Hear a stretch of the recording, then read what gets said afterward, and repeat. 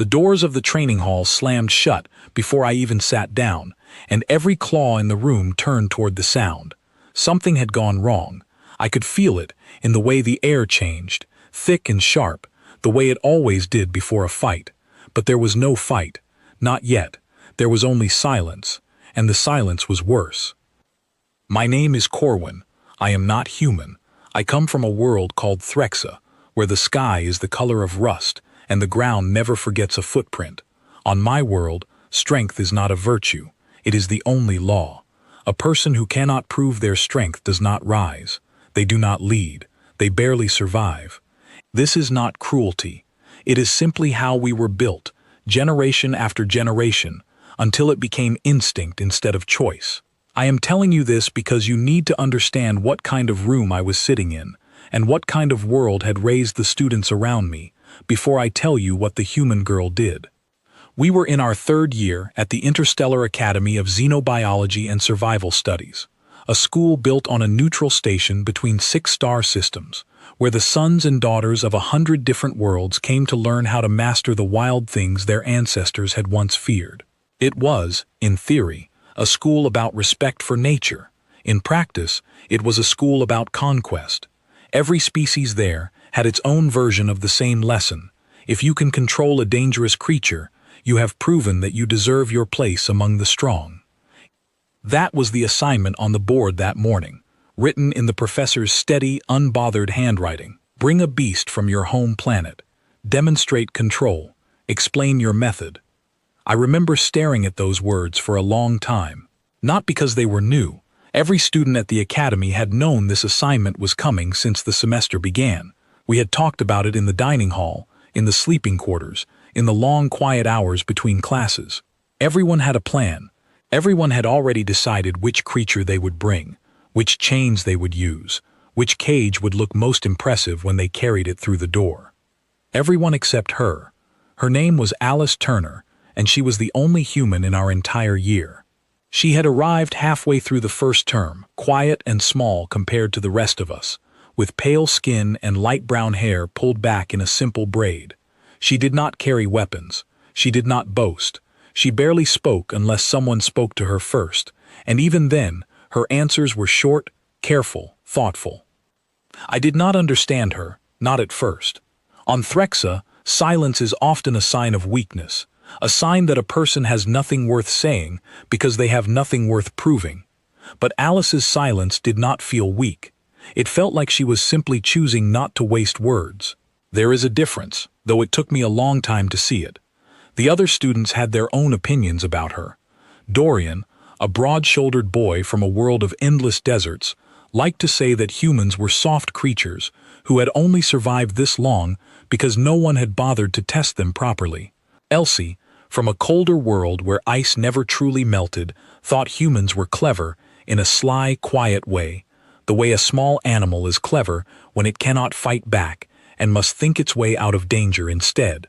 Bastian thought she was simply lost, placed in the wrong class by some mistake in the admissions office. Freya did not think about her at all. I thought about her more than I wanted to admit. There was a day, weeks before the assignment was given, when our class studied predator behavior on a planet called Valdoon, home to a species of 6-legged hunters that killed in packs. The professor showed us footage of the hunt, the coordination, the discipline, the way the pack worked as a single mind with many bodies. Most of the students watched with hungry interest, already imagining themselves commanding such a pack, forcing it to bend to their will. Alice watched with something else in her eyes. Not hunger, not fear either, something quieter. Afterward, she raised her hand and asked a question that made half the room turn to stare at her. She asked why the hunters trusted each other enough to hunt as a team instead of fighting each other for the kill.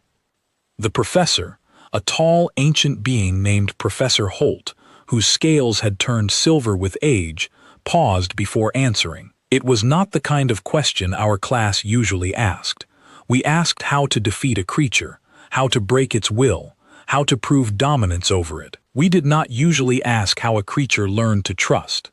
Professor Holt said that trust, among wild things, is often the rarest and most fragile achievement in nature, harder to build than any cage, harder to break than any chain. I remember that Alice nodded slowly, as if she had already known the answer and only wanted to hear someone else say it aloud. I remember that Dorian rolled his eyes and muttered something about how trust was a luxury for creatures too weak to fight alone. I remember that I said nothing at all, but I did not forget the moment. It stayed with me the way a splinter stays under skin, small and forgotten until you press against it again. The day the assignment was given, the room buzzed with excitement the moment Professor Holt finished speaking. Every student began whispering to their neighbors about which beast they intended to bring. Dorian planned to capture a sandcrawler, an armored creature the size of a transport vehicle, known for burying travelers alive in collapsing dunes. Elsie planned to bring a frosthound, a pack hunter that could track prey across 100 miles of ice without ever losing the scent. Bastian, always eager to impress, said he intended to bring back a creature so dangerous that even naming it in class would be considered reckless. I planned to bring a stone serpent from the caverns beneath my home city, a creature so strong it could crush armored plating between its coils, and so old that our stories said it remembered the first Threxans who ever tried to tame it. Bringing one under control would mean something. It would mean I had earned a place among the strong ones of my world, not just among the strong ones of this school. Through all of this excitement, Alice sat quietly at her desk, not writing anything down, not joining any of the conversations happening around her. When Professor Holt asked if there were any questions before dismissing the class, most students shook their heads, already lost in their plans. Alice raised her hand. Professor Holt nodded toward her, and the room went quiet, the way it always did when the human spoke, half out of curiosity, and half out of the quiet assumption that whatever she said would be strange or small or somehow wrong. She asked a single question, and it was not the question anyone expected. She asked, "Does the creature have to be afraid of me?" For a moment nobody spoke. Dorian let out a short laugh, quickly swallowed when Professor Holt's eyes moved toward him. Elsie tilted her head, studying Alice the way she might study an animal doing something unexpected. I found myself leaning forward slightly, waiting for the answer, though I could not have explained why the question mattered so much to me. Professor Holt studied Alice for a long moment before answering. The assignment does not require fear, it requires control. How you achieve that control is your own choice to make. Alice nodded once, thanked the professor, and gathered her things without another word. She walked out of the training hall calmly, leaving the rest of us behind with our excited whispers and our half-formed plans for conquest.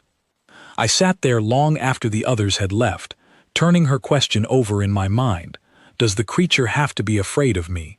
It was such a simple sentence, and yet it felt like it had cracked something open inside the room, something none of the rest of us had thought to ask.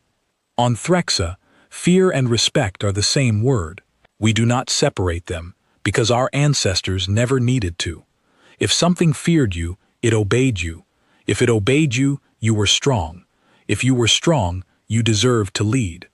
This chain of logic had held for 1,000 generations, unquestioned, unbroken, as solid as the mountains that ring our capital city. But Alice's question suggested that there might be another way to gain control over something wild, a way that did not require fear at all. I did not understand it yet. I am not certain I fully understood it even by the end of that year.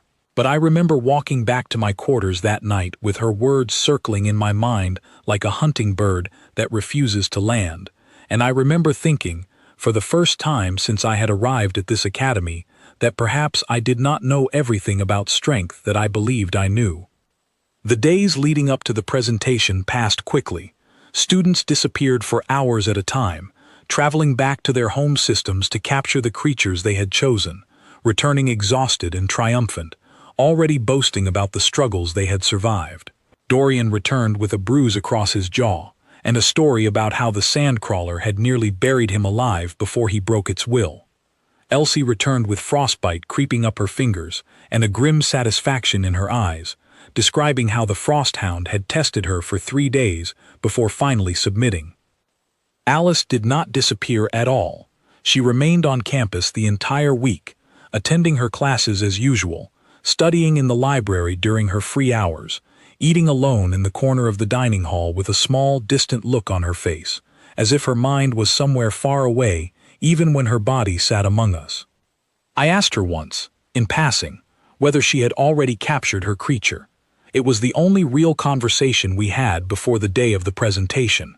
She looked up at me, and there was something calm and steady in her eyes that I had not expected. She said that she had not captured anything, and that she did not plan to. I did not understand what she meant by that. None of us did.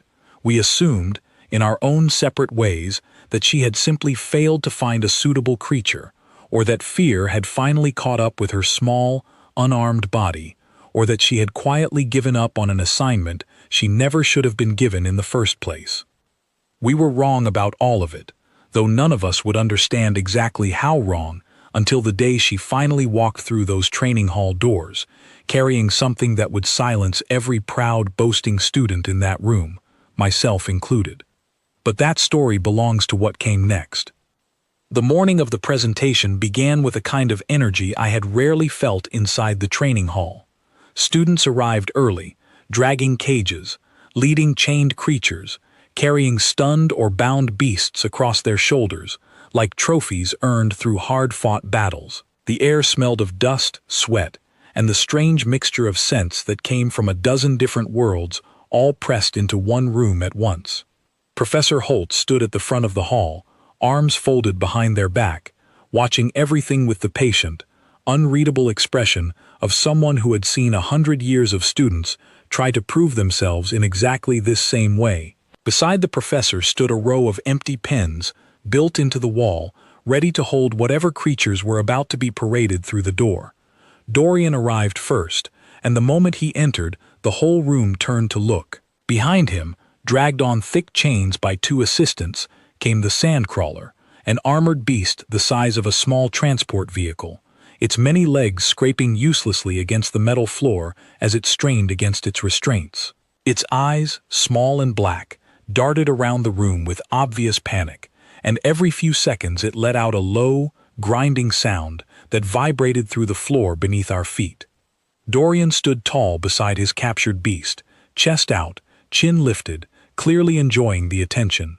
He explained to the class how he had tracked the creature for 2 days across the dunes, how he had worn it down through exhaustion and pressure until it had no strength left to resist, and how he had finally chained it while it was too weak to fight back. The class responded with murmurs of approval.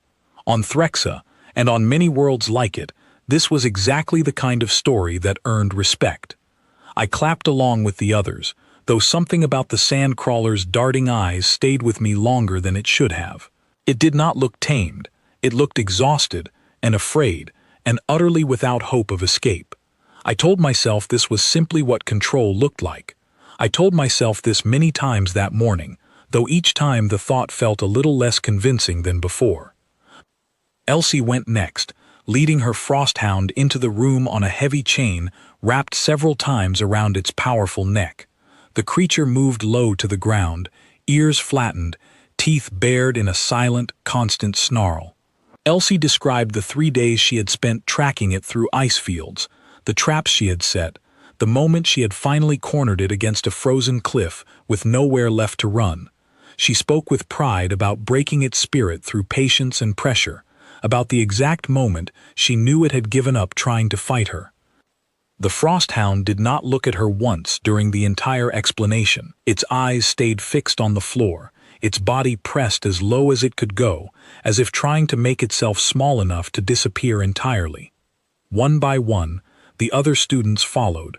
Bastian arrived with a creature that hissed constantly from beneath a thick metal muzzle, its wings clipped so it could no longer take flight. A quiet girl named Freya brought a small but vicious burrowing creature, kept sedated inside a reinforced box, twitching occasionally as the drugs slowly wore thin. Every presentation followed the same pattern.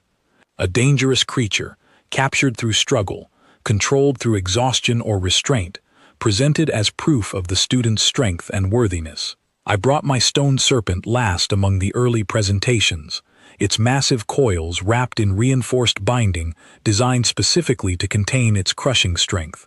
I spoke about the 3 attempts it had taken me to finally corner it in the deep caverns beneath my home city, about the assistant I had needed to help subdue it, about the ancient stories my people told of this exact species and what it meant to bring one to heel. The class listened with genuine respect, and I felt the familiar warmth of pride swelling in my chest, the same warmth every other student in that room had felt when it was their turn to speak. And yet, even as I stood there accepting the approval of my classmates, I found myself glancing toward the door every few minutes, wondering where Alice was, wondering what she would bring, wondering if she would bring anything at all. She was not there. As the presentations continued, one after another, the empty seat where Alice usually sat became impossible to ignore. Students began to whisper among themselves. Dorian suggested loudly, without much concern in his voice, that the human girl had likely failed to find any creature at all and was too embarrassed to show her face in class. Elsie wondered aloud whether Alice had been hurt trying to capture something beyond her ability, whether humans were simply too fragile for an assignment like this. Bastian laughed and said perhaps she had finally realized she did not belong in a class meant for students who understood real strength. I said nothing during these conversations, though I noticed something strange happening inside myself as I listened to my classmates mock her absence. I did not feel the satisfaction I expected to feel. I felt something closer to worry, an uncomfortable, unfamiliar sensation that had no place inside a room built entirely around pride and conquest. Professor Holt called for order as the presentations neared their end, reminding the class that every student was expected to complete the assignment and that failure to do so would result in serious consequences for their standing at the academy. The professor's eyes moved briefly toward Alice's empty seat, and for just a moment, something flickered across their ancient, weathered face. Not disappointment, something closer to curiosity, as if even Professor Holt, who had seen 100 years of students, was wondering the same thing the rest of us were wondering. Where was she, and what would she bring? The final student before the break, a soft-spoken boy named Callum from a swamp world thick with poisonous mists, finished his presentation and led his creature back to its holding pen. The room settled into the low hum of conversation that always followed a long stretch of presentations, students comparing notes, comparing beasts, comparing bruises, earned in the process of proving their strength. It was in this moment of restless waiting that the doors finally opened. I remember the exact sound they made, a slow mechanical hiss followed by the heavy thud of metal locking into place along the frame. I remember how every head in the room turned at once, expecting to see the sandcrawler's grinding chains or the frosthound's low snarl repeated once again in some new form. What we saw instead made the entire hall fall completely silent. There were no chains, there was no cage, there were no assistants dragging some massive, struggling creature across the floor. There was only Alice, walking calmly through the doorway, her braids slightly loose from the walk, her expression as steady and quiet as it always was. And on her shoulders, curled peacefully against the sides of her neck, were 2 small creatures I recognized instantly, though recognizing them did nothing to help me understand what I was seeing. They were Cathrex cubs, a species so dangerous that most instructors refused to even bring specimens into the classroom for study. Adult Cathrex were known across a dozen systems for a simple, brutal reputation, killing any handler foolish enough to attempt taming them, no matter how skilled or well-armed that handler happened to be. Even as cubs, they were considered far too unpredictable and dangerous for casual contact. And yet here they were, resting against a human girl's shoulders, eyes closed, bodies loose and relaxed in a way that no captured creature in that room had shown all morning. No one moved. No one spoke. Even Professor Holt, who had surely witnessed centuries of strange and unexpected things during a long teaching career, stood frozen at the front of the hall, staring at the 2 small, sleeping predators draped across Alice's shoulders as if trying to convince themselves that what they were seeing was real. I felt my own breath catch somewhere in my throat, and beside me I heard Dorian mutter something under his breath that I could not quite make out, though the disbelief in his voice was unmistakable. Alice walked further into the room, her steps calm and unhurried, as though she had not just shattered every assumption the rest of us carried about strength, control, and what it truly meant to bring a beast to class. She stopped near the center of the hall, glanced around at the stunned faces staring back at her, and offered a small, almost apologetic smile. "I am sorry I am late," she said. "They were sleeping, and I did not want to wake them."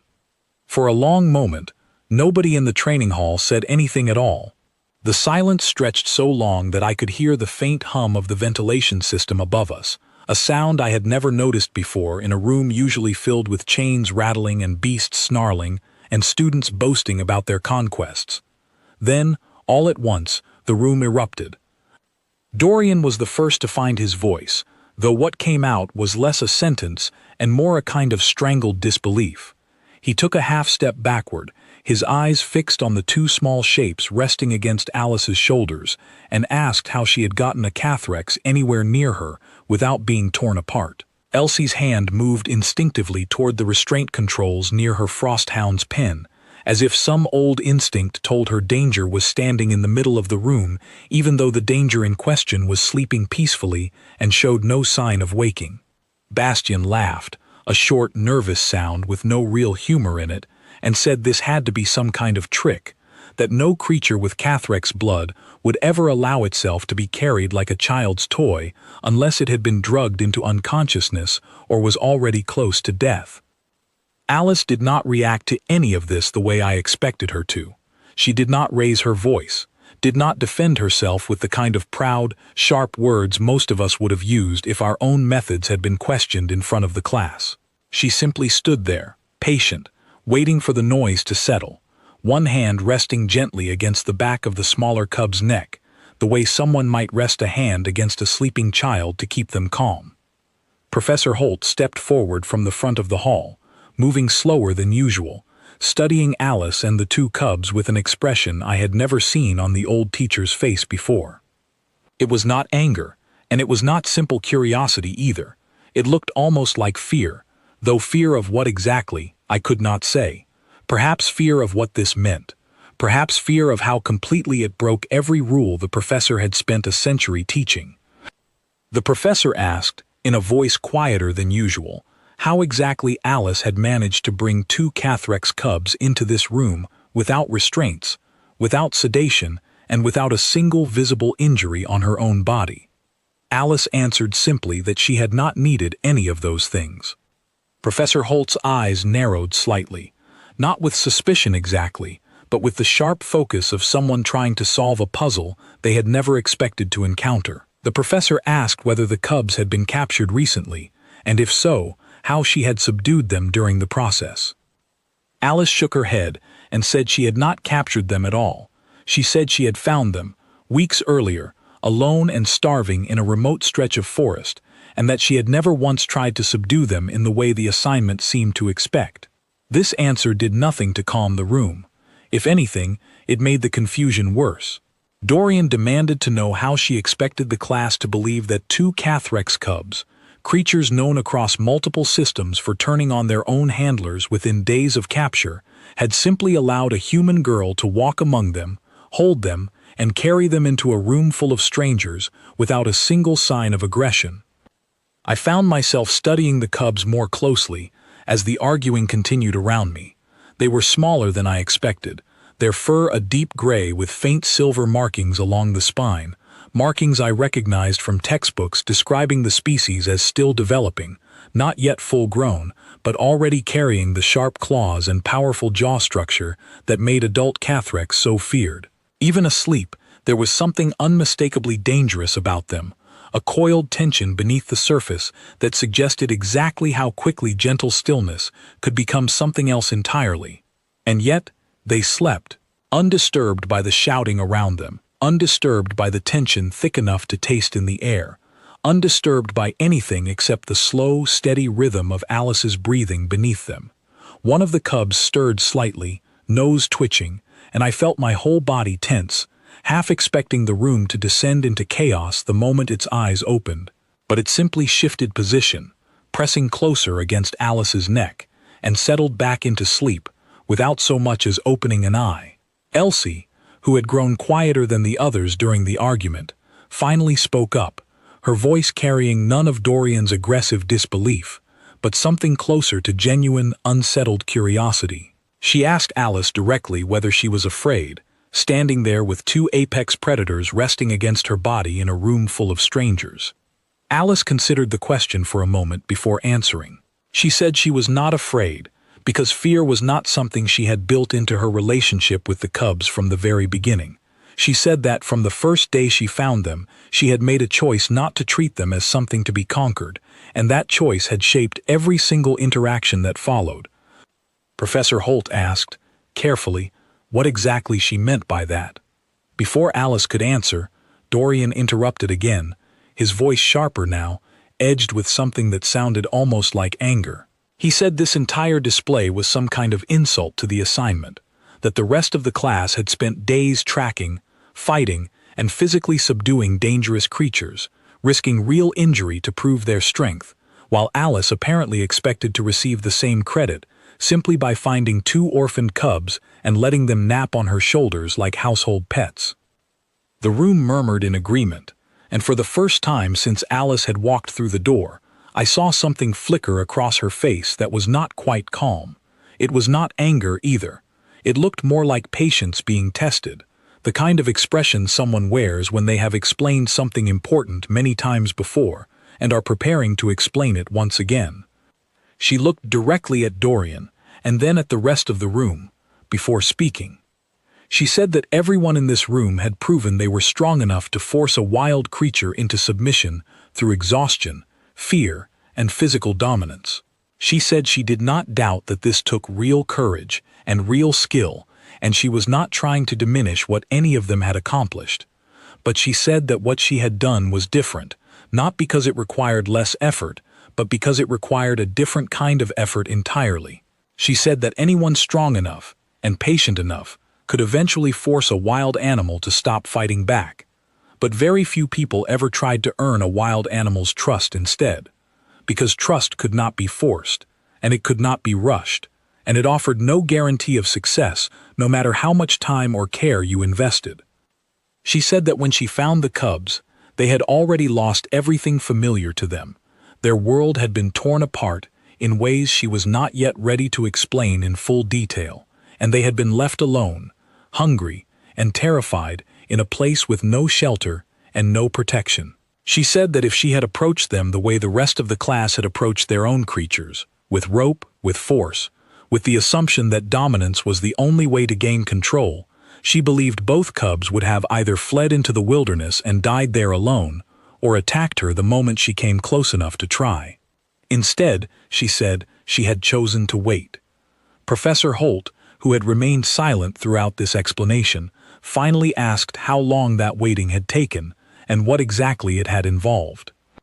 Alice glanced down at the two sleeping shapes against her shoulders, her expression softening slightly, the tension of the last few minutes fading from her face, as she seemed to remember something private and important.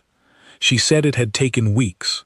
She said there had been long days where the cubs would not come near her at all, where they hid at the edges of the forest and watched her from a distance, uncertain, wary, waiting to see whether she was another threat in a world that had already given them every reason to expect one. She said she had returned every single day regardless, bringing food, sitting quietly at a careful distance, never forcing herself closer than the cubs seemed willing to allow.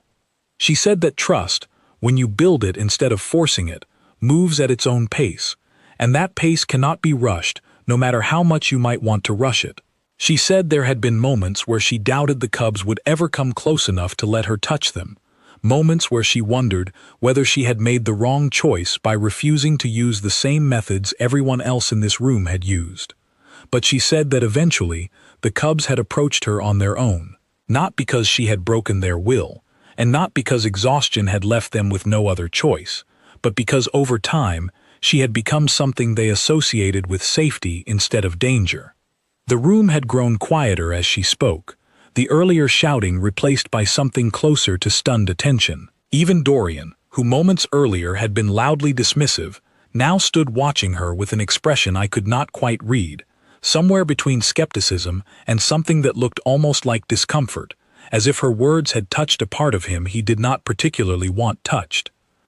Professor Holt studied Alice for a long moment, and then studied the two sleeping cubs against her shoulders, and then looked out across the room at the rest of us, standing beside our own chained and muzzled and sedated creatures.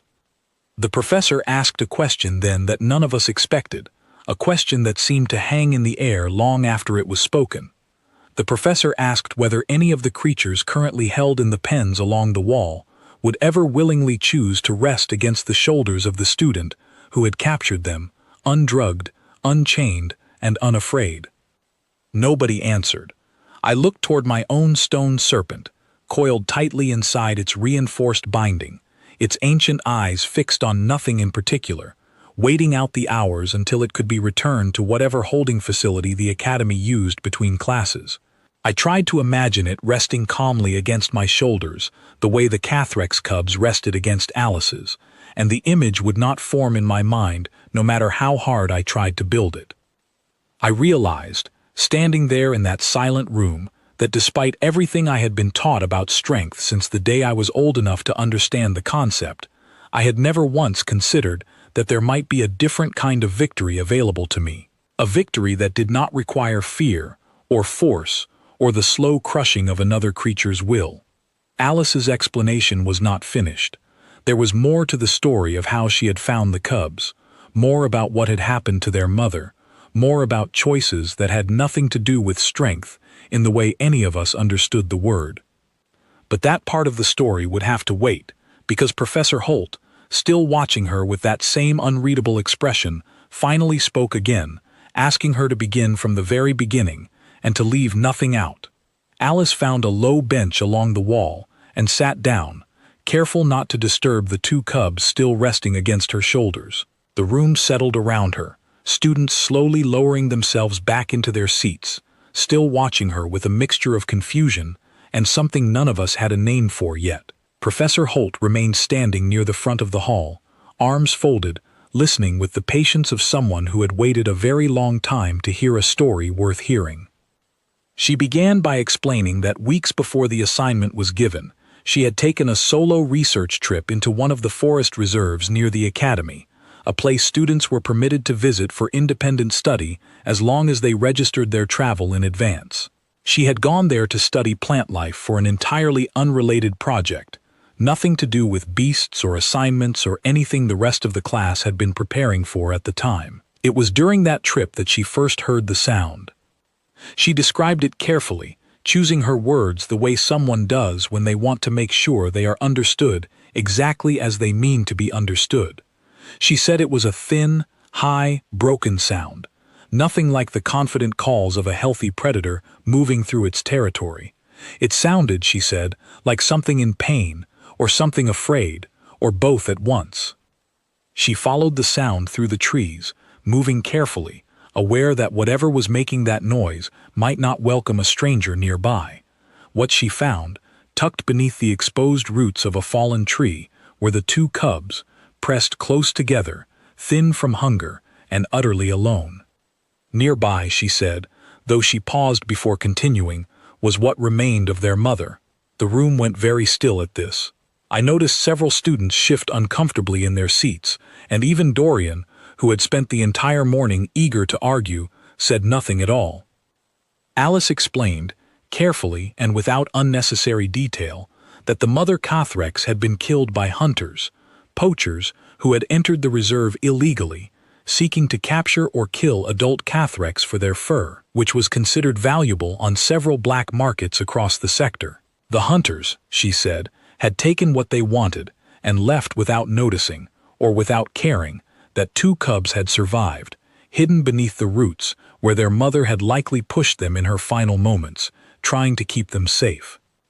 Professor Holt's expression darkened slightly at this detail, and I remembered, with a strange twist of discomfort, that poaching operations targeting protected species were not unheard of near several of the systems represented in this very classroom.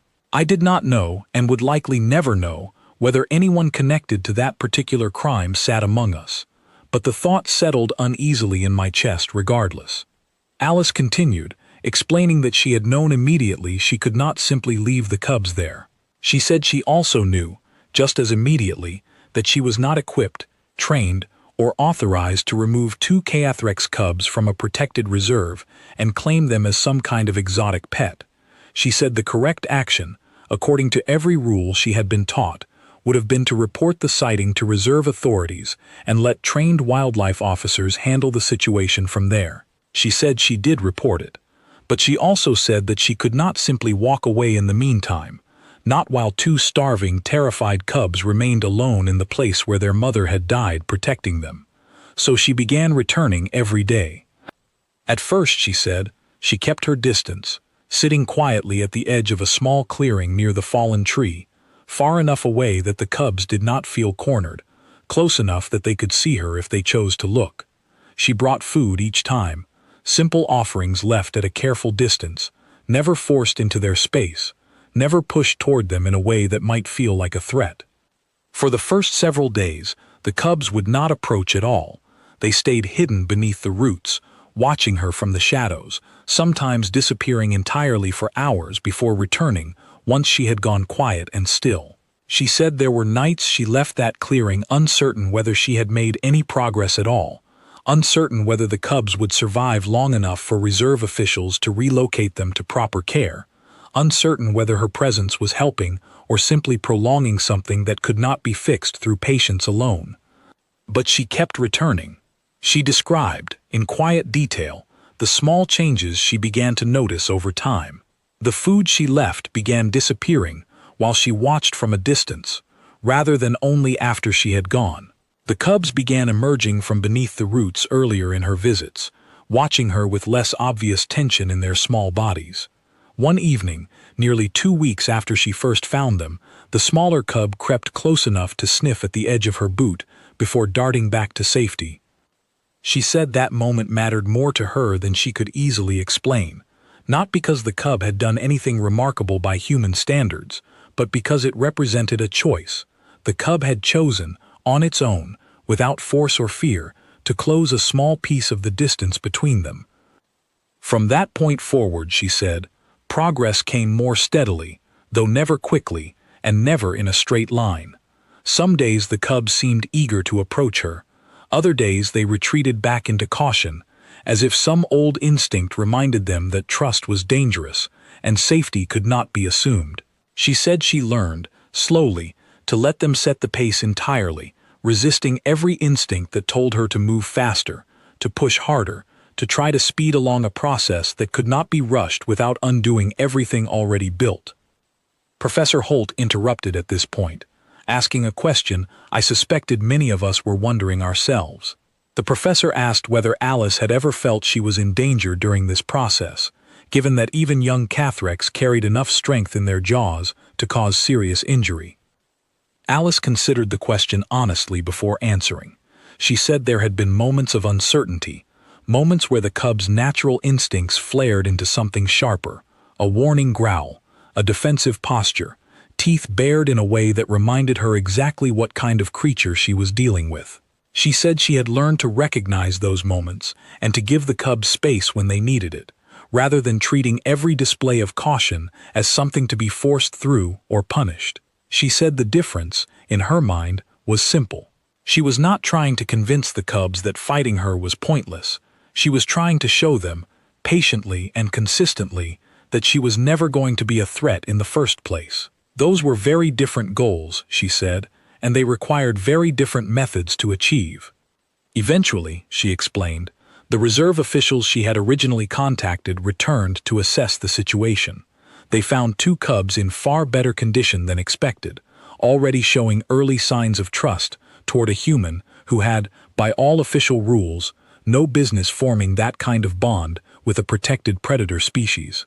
The officials debated what to do, given that relocating the cubs to a distant sanctuary might mean starting the entire trust-building process over from nothing, this time with strangers, at a facility far from everything the cubs had begun to feel safe around. In the end, she said, an unusual exception was granted. Given the cubs' fragile condition and the clear bond already forming, Officials agreed to allow continued supervised contact under specific conditions, provided Alice remained in close communication with reserve staff and followed strict guidelines meant to protect both her safety and the long-term well-being of the cubs. That arrangement, she said, was still in effect. She was not keeping the cubs as pets, and she made that distinction carefully, aware of how easily her story could be misunderstood. She was, for now, serving as a trusted caretaker during a critical period of their early development, working alongside reserve officials rather than around them, while long-term plans for the cubs' future were carefully considered. When the assignment was given days earlier, she said, she had thought long and hard about what it truly meant to bring a beast for class and demonstrate control. She had watched her classmates prepare for days to capture creatures through struggle and force, and she had asked herself whether that was the only definition of control worth demonstrating. She decided it was not. She said she brought the cubs today not because they were tamed in the way the rest of the class understood taming, but because they trusted her enough to remain calm in an unfamiliar place, surrounded by unfamiliar creatures, without needing chains or sedation or fear to keep them still. She said that trust, freely given rather than forced, was its own kind of control, quieter than the kind demonstrated earlier that morning, but no less real. The room remained silent for a long moment after she finished speaking. I found myself looking again at the stone serpent coiled beside me, its ancient eyes distant and hollow, and for the first time since capturing it, I felt something uncomfortable settle in my chest. Not regret exactly, something closer to a question I had never thought to ask myself before. Professor Holt studied Alice for a long, quiet moment, and then looked slowly around the room, at every chained and muzzled and sedated creature held along the wall, before finally speaking again. The professor said this was, without question, the most unusual response to this assignment in the Academy's long history. And then the professor asked one final question, directed not only at Alice, but at every student sitting in that room. The professor asked which kind of control, in the end, truly proved the greater strength. Nobody answered the professor's question right away. It hung in the air the way certain questions do, too large to answer quickly, too uncomfortable to answer honestly without admitting something you had never wanted to admit about yourself. Dorian was the first to break the silence, though his voice had lost most of the sharp confidence it carried earlier that morning. He said that what Alice had done was impressive, he could not deny that much, but he still believed that patience alone would never work on every creature. He said some beasts, especially the truly dangerous ones from the harshest worlds, would never respond to gentleness no matter how much time you gave them. He said force existed for a reason, because some situations demanded it, and no amount of quiet patience could replace it when survival was on the line. Professor Holt considered this for a moment before responding. The professor agreed that force was sometimes necessary, particularly in situations of immediate danger, where there was no time to build trust slowly. But the professor added that necessity was different from preference, and that most of the students in this room had chosen force not because gentler methods were unavailable, but because force was faster, simpler, and more familiar. The professor suggested that perhaps the true lesson of this assignment was not that one method was always correct, but that every student needed to understand there was more than one method worth knowing. Elsie spoke next, quieter than before, her earlier defensiveness replaced with something more thoughtful. She admitted that watching her frosthound refuse to meet her eyes during her own presentation had bothered her more than she wanted to admit at the time, though she had pushed the feeling aside because it did not match what she had been taught to expect from a successful demonstration. She said that seeing the Cathrex cubs sleep peacefully against Alice's shoulders made her wonder whether her own creature's submission had ever truly meant anything beyond exhaustion and fear. I found myself speaking before I fully decided to, surprising even myself with how easily the words came. I said that on Threxa, we are taught from childhood that strength is proven only through dominance, that a creature's fear is the clearest evidence of a person's worth. I said I had never once questioned this belief until today, and that watching Alice's cubs rest so calmly beside her made me wonder whether we had simply never bothered to imagine an alternative. Alice listened to each of these responses without interrupting, her hand still resting gently against the smaller cub's back. When the room quieted again, she added one more thought of her own, offered carefully, without any hint of pride or superiority in her voice. She said she did not believe her way was the only right way, or even the best way in every situation. She said there were absolutely times when quick, decisive force was the only responsible choice, especially when lives were in immediate danger, and there was no time to wait for trust to slowly develop. She said her point was never that patience should replace strength entirely, only that patience deserved to be recognized as its own form of strength, rather than dismissed as weakness simply because it looked different from what we were used to seeing. Professor Holt nodded slowly at this, and something in the old teacher's posture seemed to relax, as if a lesson long buried beneath a century of tradition had finally found its way to the surface of this particular class, at this particular moment, through this particular assignment. The professor turned to address the entire room, raising a hand for full attention. The professor said that every student present had technically fulfilled the requirements of the assignment, each in their own way, according to the methods their own worlds had taught them to value. But the professor added that true mastery of survival studies required more than the ability to dominate a dangerous creature through force. It required understanding, adaptability, and the wisdom to recognize when a different approach might succeed where force alone would fail. The professor said that in 100 years of teaching this course, no student had ever demonstrated that lesson as clearly as Alice had that morning, and that her presentation would be remembered as a turning point in how this assignment was explained to future classes. As the professor spoke, the smaller of the two cubs finally stirred, lifting its head slightly, blinking sleepy eyes at the unfamiliar room around it. For a moment, I felt the whole class tense, waiting to see what would happen now that one of the sleeping predators had finally woken among us. But the cub simply yawned, stretched its small clawed paws against Alice's shoulder, and nuzzled closer against her neck, utterly unbothered by the dozens of unfamiliar faces watching it. Alice smiled softly, murmuring something quiet to the cub that none of us could hear clearly, and the small creature settled again, content, safe, entirely unafraid. The second cub woke shortly after, mirroring its siblings' calm curiosity, glancing briefly around the room before deciding there was nothing here worth worrying about, and returning its attention to the steady, familiar warmth of the person carrying it. I watched this unfold with something I had never expected to feel toward a Cathrex, a species every Threxan child was taught to fear from the earliest age. I did not feel fear watching those two cubs wake in a room full of strangers. I felt something closer to quiet wonder, the same feeling I imagined explorers must feel when they discover something in the universe that does not fit any of the maps they were given as children. Professor Holt dismissed the class shortly after, though the usual rush toward the door was noticeably absent that day. Students lingered instead, some approaching Alice cautiously to ask quiet questions about the cubs, others simply standing back, watching, still processing everything they had witnessed that morning. Even Dorian, after a long hesitation, approached and asked, in a much softer tone than he had used all day, whether the cubs would ever be comfortable enough to be touched by someone other than her. Alice said that with enough patience and enough time, almost anything was possible. She said trust could be built with more than one person, as long as that person was willing to move at the pace the creature required, rather than the pace the person preferred.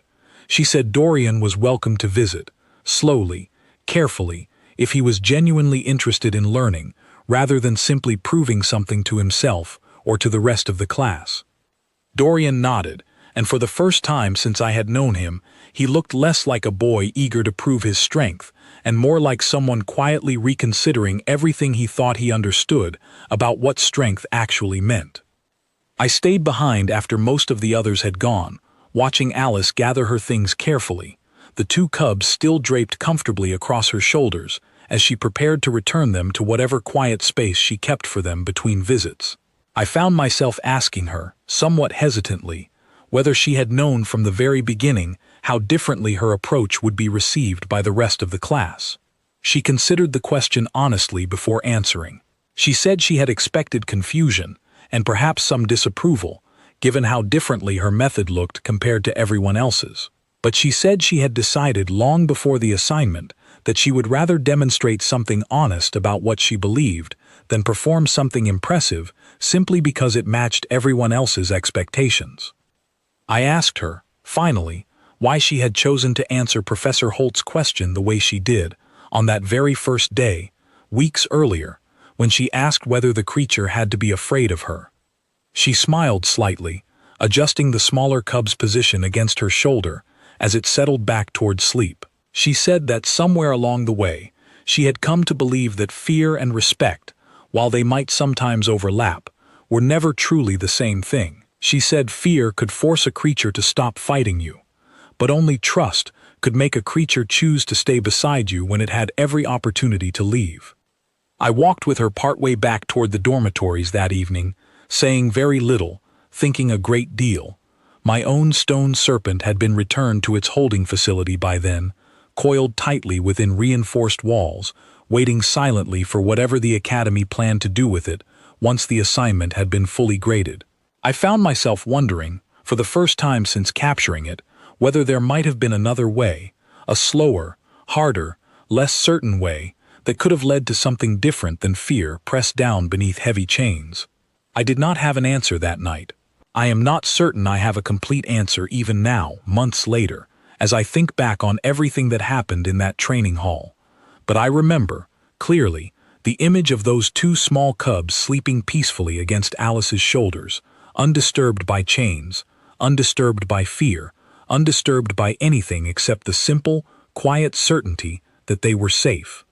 And I remember thinking, as I watched them disappear down the corridor beside her, that perhaps the greatest strength any of us could ever hope to demonstrate was not the ability to make something powerful bow beneath us.